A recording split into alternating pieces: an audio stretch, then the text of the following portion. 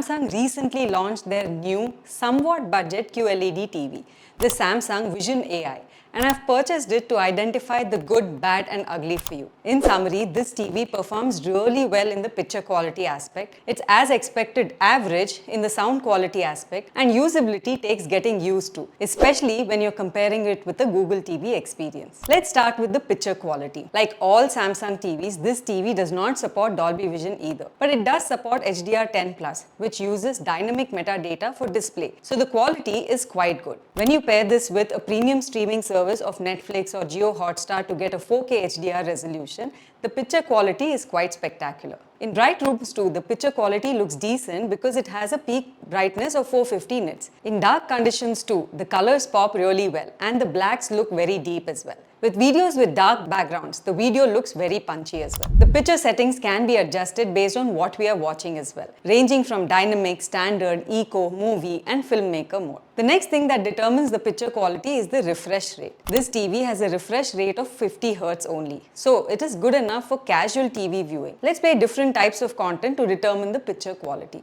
For TV shows and movies, the visual experience is really smooth as movies, TV shows and documentaries, most of them, are streamed at 24 frames per second for a cinematic experience, which this TV can handle very well as you saw. For sports like football, Formula 1, cricket, as well as casual gaming, again this TV can handle it very well without motion blur or screen tearing. It has the motion accelerator, Samsung's version of MEMC, which helps to smoothen motion between frames. For extreme sports and gaming, this TV is insufficient. Consider getting a TV with a higher refresh rate instead. If you're a casual gamer, this TV will do, but it is not a gaming TV. Next, if you watch a lot of content via a set-top box or content on YouTube, a lot of the content is still not streamed on 4K. It is normally SDR or HDR resolution. This Samsung Vision AI TV has 4K AI upscaling, which helps to scale the content very well. Now let's look at the off-angle performance. That is, if you're watching the TV not from straight ahead, but from an angle up to 45 degrees. At up to 45 degrees angle, the color deviation is quite nominal. Beyond that, the picture quality starts deteriorating, but it is still comfortable for viewing. This is expected from all QLED TVs. Next, let's discuss the audio quality. This Samsung Vision AI TV has a 20-watt sound output. This is sufficient for small rooms, but inadequate for medium to large size rooms. While it does not support Dolby Atmos or DTS Virtual X, the voice clarity is good enough for casual TV content like movies and TV shows.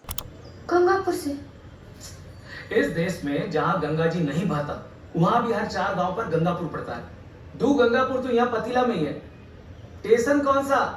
अरे रेलगाड़ी कहाँ से पकड़ी थी तुम?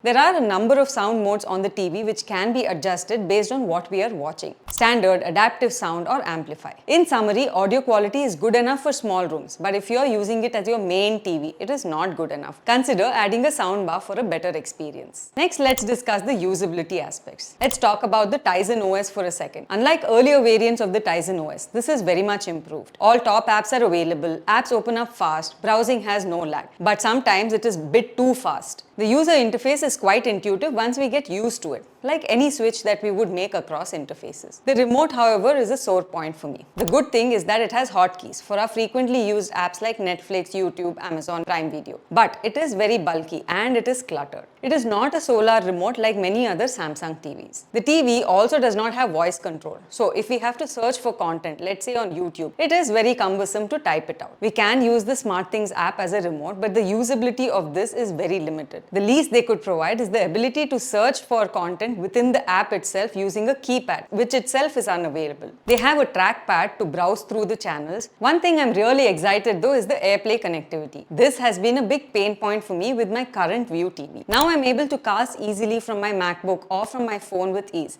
which we use extensively for co-working or co-planning of holidays. In addition to AirPlay, this also supports mirroring from Android phones as well. Now coming to the connectivity part, it has 3 HDMI ports. One of them is an ER port for soundbars and home theater systems. or your gaming consoles. It also has one USB-A port to connect hard drives, has an optical port too. In addition, it has Wi-Fi 5 and Bluetooth 5.2, which is quite useful in my opinion. With Samsung TV Plus, a lot of content like live TV, movies, TV shows are available for free without any additional subscription fees. Now let's discuss the build quality. This Samsung Vision AI TV comes with both a wall mount and a table mount. The back of the TV is made of plastic and is well designed, but it is rarely seen whether you mount it or not. It has thin dark grey bezels on three sides and a slightly thicker bezel at the bottom, which can suit the aesthetic of any room. The Samsung branding is tiny at the bottom of the TV. Because it uses QLED technology, which has backlight, the TV is thick compared to OLED TVs. From wall mount to screen, it is about 2.5 inches. While the stand does not give a premium feel as it is made of plastic, from a distance it looks just alright. So what's really AI for it to be called Vision AI? Well, AI is a buzzword and everyone wants to be on it right now. But jokes aside,